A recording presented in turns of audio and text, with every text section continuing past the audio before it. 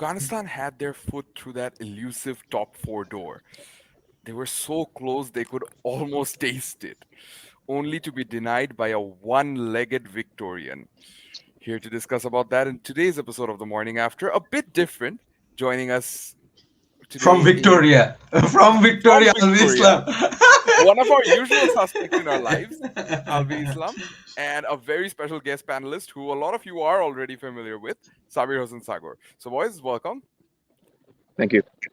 Thank you to our Shakib and Matthews that Rakib said. Wait, so This is a who's pro historical Matthews feud. and who's pro Shakib? Because That's a, Shagor's wearing an umpiring shirt, so you don't know whose side he's on. He's yo, pro Mariah Erasmus. he's pro Erasmus. Yeah, yeah. As you can tell from our messages in the group chat. But yeah. Right. Okay, so we can get started.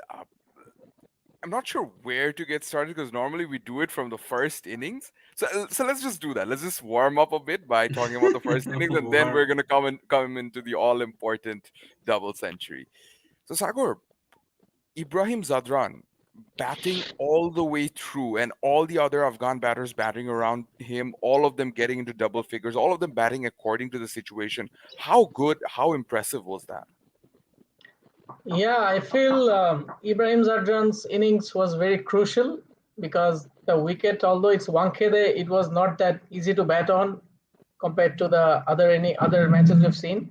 So his innings was really special against that Australian attack, which is getting increasingly more strong as the matches progress.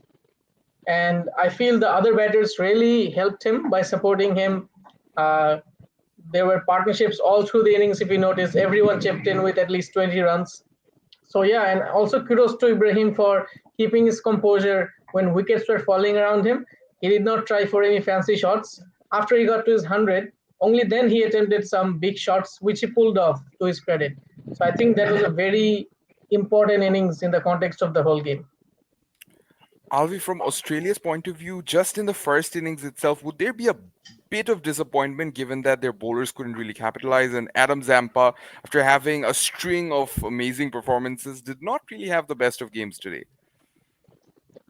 I think the issue with the Australian bowling is on paper they're really good, but when it comes to the actual execution, they're not as deadly as they seem. So They if you didn't look even at get guys any like swing today. Yeah, they didn't if even you get look any at swing. guys like Shami and Bumrah and Siraj even, on paper, I wouldn't say they're ahead of the Australian pace attack. But then if you go to the ground and you see the actual games and you see they're far, far ahead in terms of the World Cup. So in that case, I'd say Australia, as threatening as they are on paper, I'd say in the context of this World Cup, they've been rather disappointing with the bowling. And even last night, when, as you said, Zappa not being able to be very effective, Afghanistan have played spin for so long and they've played such quality spin. Yeah, I mean, especially wrist spin. for them, wrist spin is, I mean, like we say in it's Bangla, dal bhat shot. it's playing off spin in Mirpur. That's how it is. It's literally copy It's paste. basically playing medium pace in BKSP3. Yeah, yeah, yeah, Which a lot of our players grow up on, literally. So Yeah, there's that. 50-meter boundaries. yeah. Six. Fardin, if we talk about Australia's bowling plan, Stark, Hazelwood, Cummins, none of them bowled their full quota of 10 overs. Both Maxwell and Zampa did. Maxwell was even bowling at the death. I mean, we know he can do very little wrong, but Yeah. bowling at the death may not be his strong suit. So, could you talk us through that, like just the decision of bowling, you're not bowling your three pacers for their full quota of overs? Australia was basically shitting their pants after Ibrahim Zadran got his 100.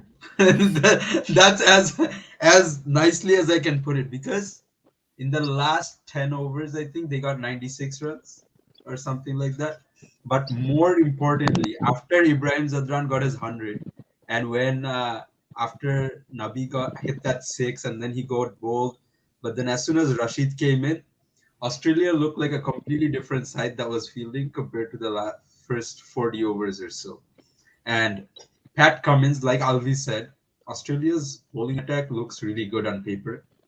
Against some batting lineups, they'll look like they're the best bowling attack. But one of the things Ricky Ponting pointed out today was Australia's Pacers got no help out of the surface. They got absolutely no swing from the surface as compared to Naveen and Azmat when they were bowling.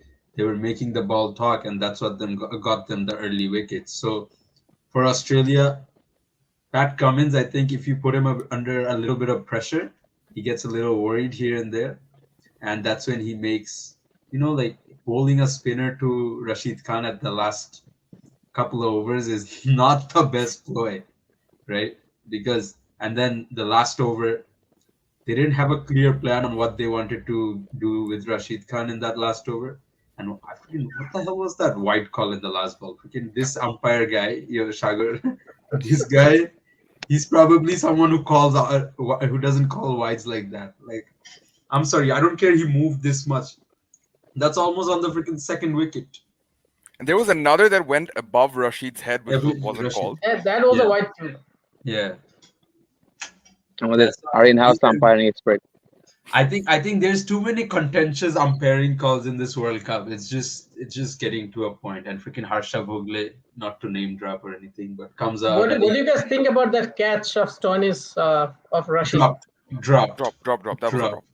He didn't have his fingers underneath the ball; it was beside the As ball. soon So as that's I a saw drop. the zoomer and the ball kind of bounced into his left hand, it's a drop. Like, You, and you know, I, the yeah, host broadcast star, the yeah, Aussies in there, like Matthew Hayden, Ricky yeah. Ponting, They, and they're Aaron trying to Finch, defend it, right? Yeah. all three of them were saying it's a catch. So I'm not surprised. It's So the in Aussie way Australia, around. a bump ball. In Australia, a bump ball is also a catch. A catch is a catch. Catch is a If it catch. goes in your hands, that's a catch. I think we've pretty much covered the first innings already. Sorry to keep you all waiting. 7 minutes has been the wait. Second innings, greatest individual ODI knock of all time. Why or why not? Discuss. Why or Not why only not not? only ODI, not only ODI, greatest ever World Cup knock, in the history of the game.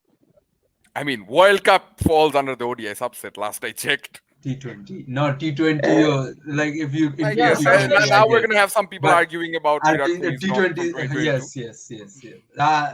No, I think exceptional. Like, would I have given them a chance at 91 for 7 when I was watching it live, trying to do my I, meetings? I didn't give them a No. chance at 44 for 4.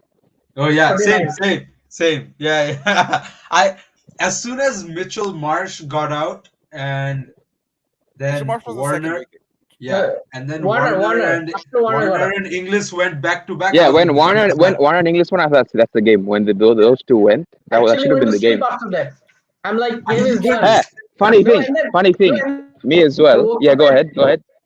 I woke up at 7 down for like 90 odd, and then the Maxwell drop. I saw it. The Mujib dropped the catch. So yeah, after that is So history. I went to sleep at 50 odd for 4, and then suddenly in the middle of the night I woke up because it was really cold. So I woke up and I was like, "What time is it?" So I go on the game, and when I turn on the live stream, it's the last ball, and he hits the 6, and he wins the game, and he gets to 200. So I watch that. I go back to sleep. I don't. I think for someone to like all the cricket coaches in the world today, they're not going to work today. Not coaches, not coaches. Let's go further. Let's go to Naim Sheikh, who has no legs. All of them are not going to work today because for a guy, literally, he did an interview with Cricket Australia after the game, and he said his shin was cramping up, his ankles were cramping up, his toes were cramping up. He had back spasms as soon as he fell down. When he had that cramp in his calf, he fell down and he got a cramp in his other hamstring and a back spasm at the same time. So this guy was literally like disabled for a while, and he was hitting the cleanest shots I've seen in my life. Uh, he was manipulating the field in a way I have not seen a batter do in a run chase like this. I think a lot of the credit will still go to, I think you guys will agree, to Pat Cummins, because to hold To up hold one up end one end. Yeah. is exceptional. Like he played 68 balls, I think, for 12 runs. Um, Jack Leach.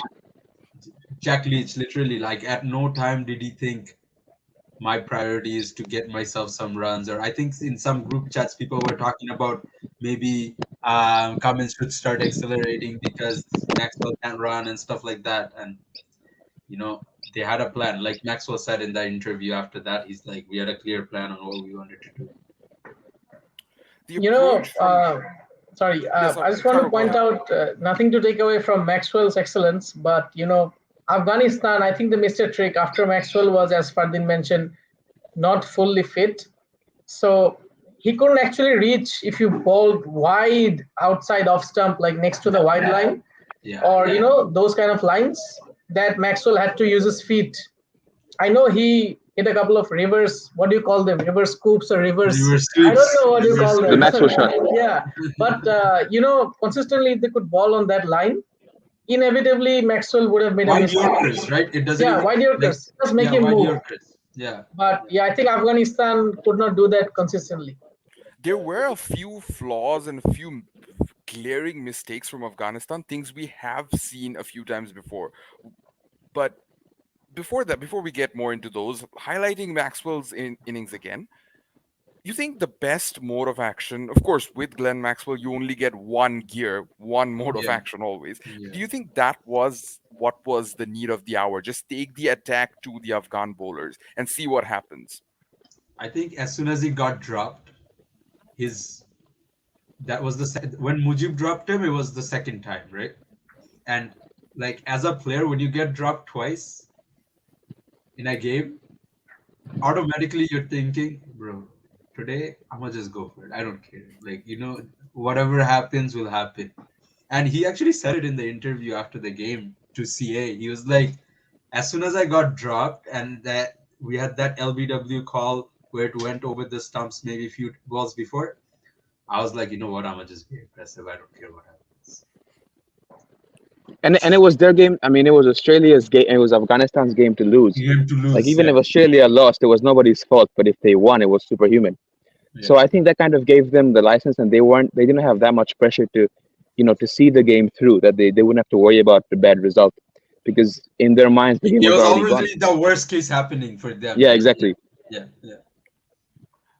Before we get into Afghanistan's little mistakes here and there, Pat Cummins, his knock. Sabir Hossain Chagar, give us some insight. You were talking a lot about don't forget Pat Cummins. Yeah, Cummins played an exceptional innings in a World Cup game. Being a captain, as someone was mentioning, he could have easily looked for boundaries or get some runs on the board because Maxwell is cramping up. He might not be able to run. He might not be able to hit every ball. Yeah, But Cummins, Cummins is not a number nine batter. He is yeah, a much better batsman than that. He has, I think, high scores in Test matches and even in ODIs. I think he has yeah, some good scores. So he was more than capable of scoring like 30 and 40 runs out of the 70 balls he faced, right? But he just literally held up one end.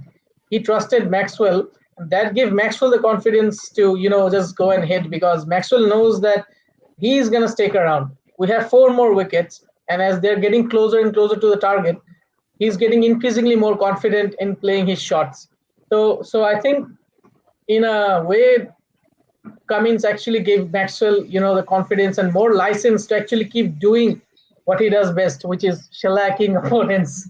So I yeah, think I think it was crazy. The craziest part for me was like there were a lot of bad balls to Cummins, especially short outside off and stuff like that, and he never got lured into any of them. And especially when Maxwell had his biggest cramps when he was literally like Undertaker mode on the ground. I was about to say Undertaker. Yeah, And um, he was just batting on one end and he was letting Maxwell score 10 runs and over from the other end. And that's how they actually brought the score down so much that Afghanistan almost didn't have a response because of how quickly the required runs were coming down. One moment you're looking at 130 needed, all of a sudden it's 120 needed. So at that rate, I think Hashmatullah Shahidi got perplexed and he didn't really have a response to it because Noor was bowling so well before they started attacking him, and then he was just bowling filth after that. point. I think that's where the experience of having played as many games or as many World Cups comes into play. Yeah, And I think Shahidi being captain for a couple of months now, close yeah, to a year. yeah. So he hasn't been in these kind. I mean, nobody has been in these kind of situations Yeah. before. So Unless you were Bangladesh versus Sri Lanka 2008 Tri Nation Series final when we were so but unless you're Australia playing Ben Stokes in the Ashes, Ashes, yeah, so you haven't faced this. So I yeah, think for anybody there is no handbook to what to do in these situations. So yeah, you really have to get creative and you really have to apply your understanding of the game. yeah. And beyond what Afghanistan could have done, I think for Australia and for Maxwell, because he was already cramped up, he was basically betting on no legs. He didn't have any other shots to play. I mean, he couldn't run singles or twos. He had to play the boundaries. So Yeah. that was basically for him the only gear he could have played at, and it worked out perfectly for him. I think now we can talk a bit more about Afghanistan. Did it feel like after having those 7 wickets, they got a little too relaxed, little too complacent, and then the shift was immediately onto getting more defensive rather than start at thinking about attacking the Australian batters and getting that all important wicket of Maxwell? I think once they when that Mujib catch drop happened, you could sense they were kind of taking it for granted that game's done. He's gonna throw it away in the next 10 balls or something like that. But I think more so than that, what Shagor was mentioning before is really key here. To have four spinners, um, Nabi didn't even bowl when they were looking for a wicket. He Nabi only got started four, in the 34th 30. over. He started. Yeah, Nabi got 4 wickets last game or something like that. Yeah. Uh, so to not bring Nabi on, I don't even care the fact that there's two right-handers in the wicket. Like Nabi is good enough to get Cummins out at least at a bare minimum, around the wicket or over the wicket, whatever it is. So that, and then when he brought the Pacers on, the Pacers, like Sagar said, weren't actually bowling balls that would make him reach for it, make him do something different. If you're bowling in his zone, all he's doing is, one of the things he actually talked about was you do a lot of range hitting shots and like a lot of hand speed work where you just stand in one position when you're drilling and you're just trying to hit shots from a stable base. And that's all he was trying to do essentially at one point because he didn't really have options to like run doubles and run singles. So when they kept bowling in that zone of his, and you could see like a lot of them were hit me balls, right? And you still have to put them away. But for someone of Maxwell's quality, like Alvi said, experience comes into play, and he knows which boundaries to target. As soon as they brought third man up and sent mid off back, this guy just reverse swept him for a six. Like they were just playing into his hands at one point, and you could say, this is one of those situations that kind of makes you realize whatever's in destiny, it can happen, you can plan all for it. And but I don't think Afghanistan really put their best foot forward as soon as the pressure started to like get on them, because like for Nabi not to bowl, I think that was my most puzzling thing. Towards the This was last, Afghanistan's. Sorry, go ahead. Alvi, go ahead. This was Afghanistan. This was Australia's, Kudrati Nizam, basically. Good. But in a negative way, unfortunately. No, for Australia. Usman Khawaja, thank you very much. Now, Sagar, if we talk about the last 70 odd runs or so that Australia required, you could see that Maxwell, his strategy was to hit out most of the deliveries and sort of nudge a single here and there towards the end of the over, specifically on the last ball of the over. And he did it quite a few times. Yet Shahidi's plan remained the same. He kept all his fielders at the boundary ring. Did he completely miss a trick there? Because you bring the fielders in, Maxwell goes for a big shot. If he goes for a big shot, it's a six anyway. Mumbai ground just wasn't big enough to contain Maxwell, so it's a No, six anyway. no. Do you bring the fielders close for that? Yeah. I think I can tie this scenario to the Afghanistan's batting scenario as well, which would be a very good complement. So when Afghanistan were batting, particularly between overs 15 to 35, or 15 to 40 even, you could see Ibrahim batting his own way, but the other batter, Shahidi or Ahmad Shah, they were never trying to up the ante at any point. Even there was an over I saw Hashmatullah, I think Hazelwood or Cummins. He dead batted all 6 balls. Yeah. Had no intention of hitting. Even Travis Head, who is a part-time spinner, he's dead batting him. Even Maxwell, he's not trying to take singles or doubles.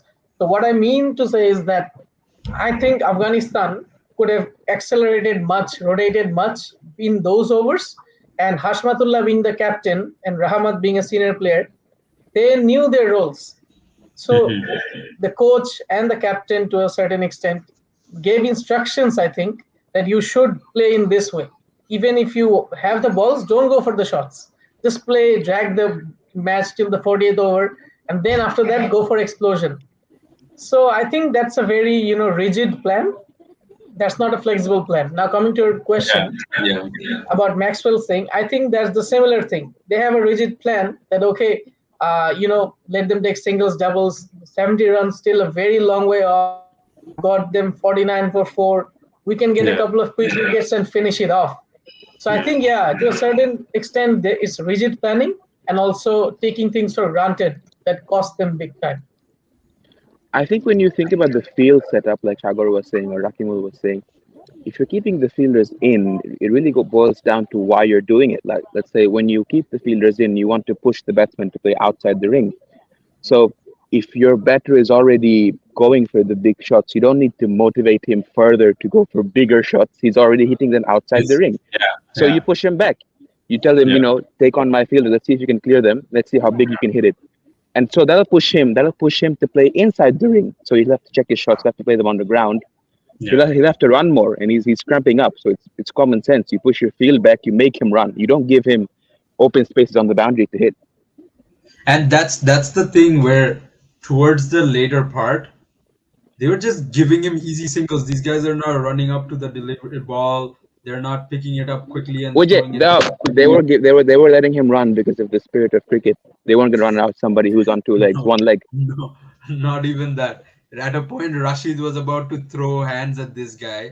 Hmm. I think it was Noor Ahmed at the Long on long, boundary, I long think. boundary, and Rashid intentionally let it go to make them run, but he was expecting this guy would run in to stop the ball and they could create a run out of it, which was like smart thinking. But this But guy you is have to just communicate it. this guy is sleeping. He's like, Yeah, if you don't tell him that's what you're doing, you can't expect it to happen. no, I know, but I think as players you need to have a presence of mind that this guy can run.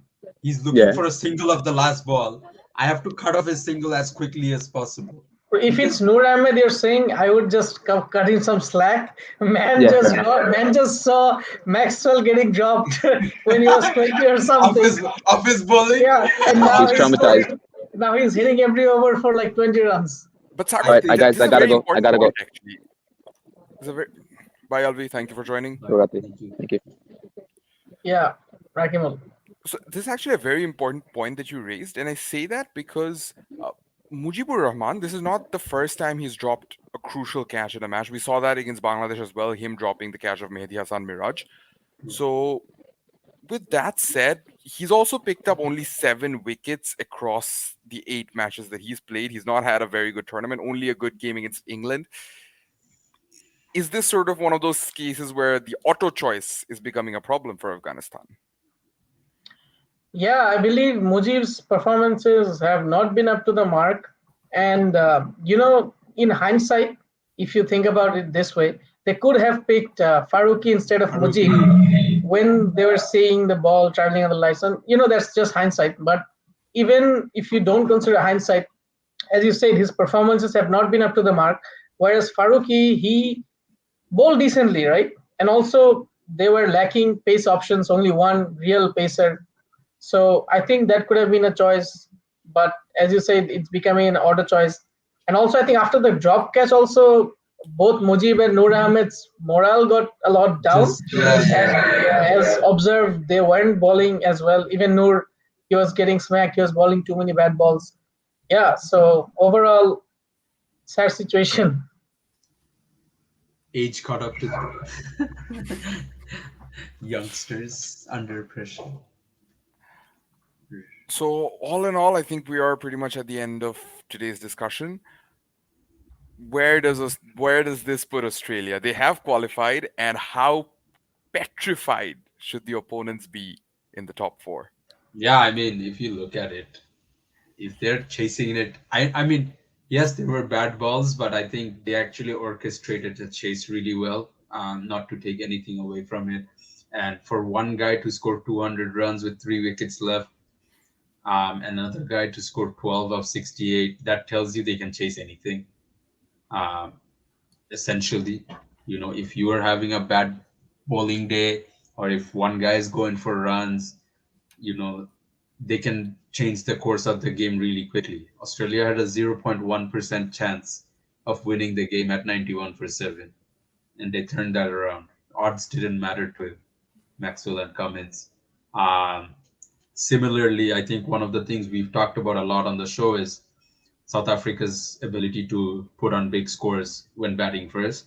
I think Australia as a team also, when they bat first, they have that ability to put on big scores, as we have seen throughout the tournament. And also today it was a chasing target, but they have batting till 8 or 9 that can put on that big score. So, South Africa is what they're gonna face. I think in the semis, no one can topple over Australia and South Africa. So unfortunately, one of those teams are gonna be out. And then Very familiar tale for South Africa. Very yeah, familiar. yeah. This was 2015, right? 2015 No, no, they no. This faced. was Oh, 2007. This was seven. 1999. Yeah. Agonizing 2015 moment. was New Zealand and South South Africa. Africa. Yeah. Shagor, thoughts? Yeah, I think right now, finalists wise, if you think it should be India and Australia, because India has just demolished everyone in their path. And then Australia is very interesting. They started with, I think, a couple of losses. Yeah, two And then the losses. way that they have bounced back 6 in a row, and especially today's performance, that they were down and out and still they won it. Yeah, This, as you mentioned, this should petrify opponents because they can win from anywhere right now.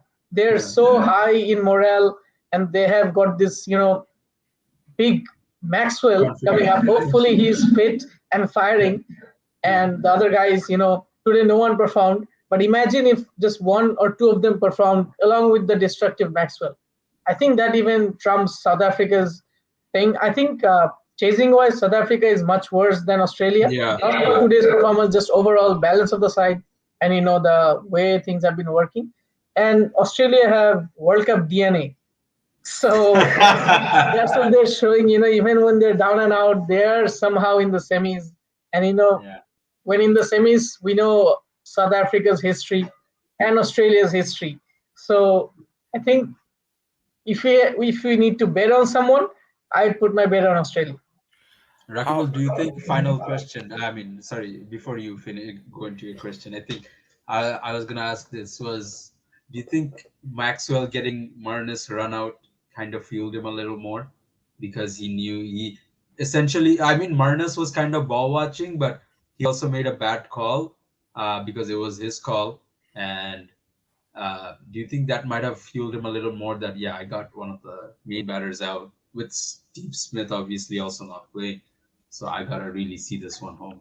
Possibly because Marnus was looking good, and in these sort of Yeah. scenarios, you expect players like Marnus to anchor the innings as long as possible, so that Yeah. someone like Maxwell can attack from the other. And it would have been a very different partnership compared to the one Yeah. we saw between Cummins and Maxwell. But definitely, Mhm. I think there was that sense of responsibility. But all that said, the typical Australian mindset wouldn't allow these thoughts to get in all that much. It was more about, as Alvi was Ball saying by earlier, ball.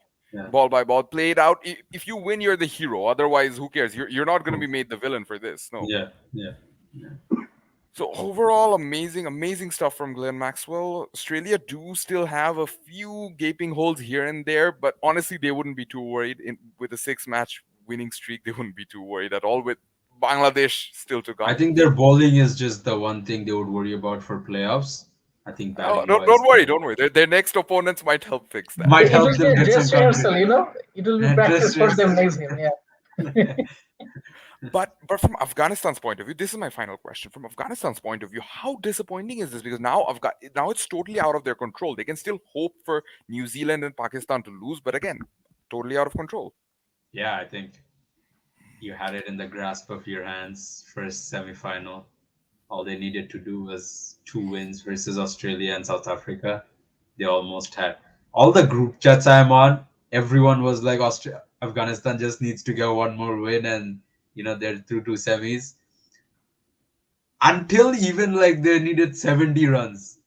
I think some of the wordings changed from they're through to almost win against Australia, and then slowly it was like The no, win they're gonna predictor still. when they needed 77 or something was 18% for Australia still. 18%. Yeah, it's Unbelievable. just unbelievable. So I think it will take a Pakistan's hoping for a lot here with semi-final qualification. Doesn't hurt for Afghanistan to dream too, but I think with three teams now eyeing for one position, uh, it's given a lot more context to the World Cup than we were initially looking at. Yeah, I have spoken to a couple of Afghan friends after the game and also before the game. So after the game, they were like, even before the game, they said the result doesn't matter at this point because we have exceeded our expectations that we Yeah. had. And after the game, they had the same thing, similar thing. They're like, yeah, they have played well. They should have won, but it's okay. They have fought very well. So it's a What very, is it? 4 wins already, right? 4 wins. yeah, and four big wins. 4 big wins. So, Yeah. so you know, it's I can see a clear difference between the fan base in Afghanistan versus some other fan bases that you know of. Yeah, so they're I think a bit more mature, but Some yeah, other fan bases that haven't tasted 4 wins in a yeah, tournament. Yeah. No, Yeah. no, I think there is no doubt in the fact that Afghanistan clearly by far have the best fan base in Asia. I Hmm. don't, I don't think there's much doubt Nepal, in Nepal, that. Nepal has a good. Nepal are close. Nepal are very close. Nepal. Yeah. So yeah, you could visibly see the reaction on the coaches like Hamid Hassan. He is part of Yeah. the coaching panel, and Jonathan Trott. When the camera was panning towards them as Australia got closer and closer to the victory, you could visibly see their heads drop. They're like so close, yet so far. But I think they should still be very proud of what they did. This is a Yeah. one-off. This won't happen. This No won't one will happen score. all the No, time. yeah, no one Yeah. will score 200. Yeah. Yeah. Yeah. All right, boys. Thank you very much. It's been a wonderful discussion as always. And for more such discussions and more episodes of the morning after, we unfortunately don't have too many episodes left, given that the Yeah. World Cup is drawing to a close. So thank you for staying with us for so long, and we hope to find you for the remainder of the tournament. Goodbye. Thank you. Bye. Bye.